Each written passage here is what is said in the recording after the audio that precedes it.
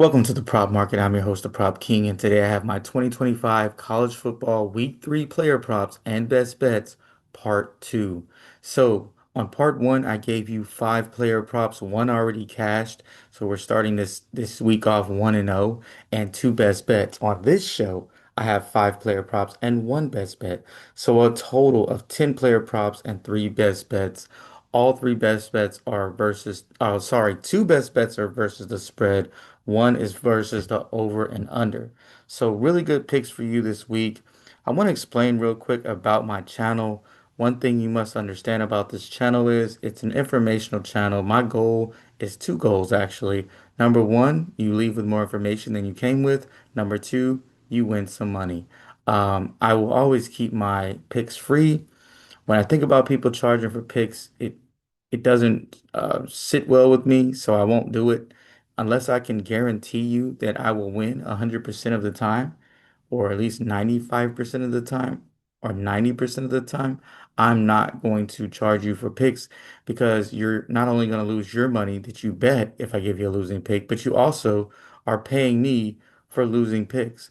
And I just don't think that's fair. But the way you can pay me is by subscribing. Also, watching more of the video helps my watch hours. Also, liking and commenting helps the algorithm and helps me grow. So, once again, not charging you anything, just do those things to help me out. And I really, really, really appreciate it. Now, next thing I want to say before I get started, recap and all that is on part one. Part two, just going to get to these picks. Not going to spend a lot of time on recaps and all that. If you want to see that, go look at part one. If you want to check out the picks from earlier in the week, go look on part one. I will have it in the comments section. With that being said, let's go ahead and get to our picks. First guy who was on the screen, Dante Moore of the Oregon Ducks. We picked Dante Moore last week and he cashed for us, so he's a repeat offender here. Going against a Northwestern team that is giving up 239 yards in the passing a game. I'm sorry. So it's a good opportunity for him to, throw the ball around, bad defense. He's also been very accurate. 77% of his passes have been completed. And when there's a small sample size, because he's averaging 240, but he hasn't finished the game. In fact, he hasn't played the fourth quarter in any of his games. So I think maybe Northwestern pushes them a little bit more. Maybe something on offense kind of gets through, or they play a little better defense, forces Dante Moore to play longer. So I got him projected at 253 passing yards. Um, he had, like I said, not completed a game, but still at 240. So that just shows what type of games he's been having. Explosive wide receivers, good offensive line. Um, you're looking at you're looking at Northwestern. They played against Tulane and Western Illinois, and they struggled defensively against both of those teams. I think Dante Moore lights it up once again. Give me his over 235 passing yards for Dante Moore. Next guy, Malik Murphy. Not understanding this pick at all, but I'm gonna roll with it. I mean, uh, averaging 308 passing yards this season, projected 245. When you see his number, it's almost not believable, but I do understand he's playing Texas Tech. He's a 24-point underdog. As I mentioned in part one, I kind of have something about that whole game.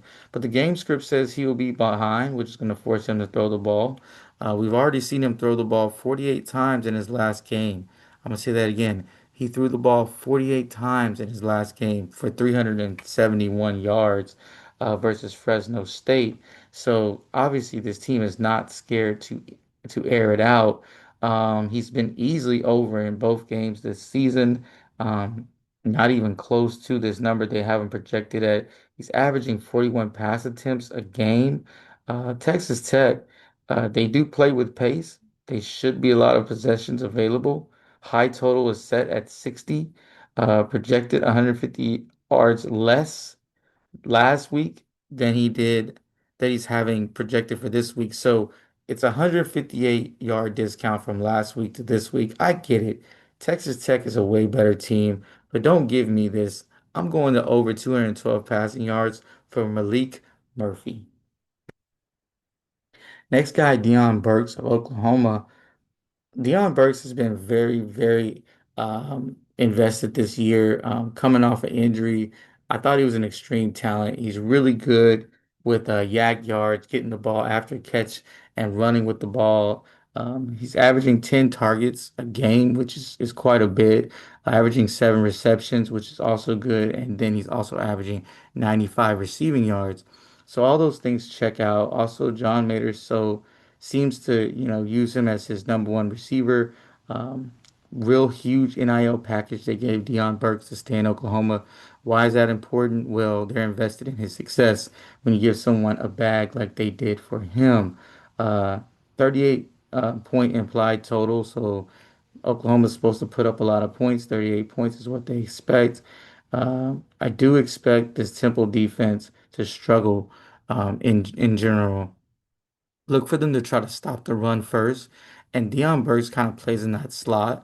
So he's going to get a lot of open, opportunities. I can see him getting to this number on 1 to 2 catches. Give me the over 68.5 receiving yards for Deion Burks.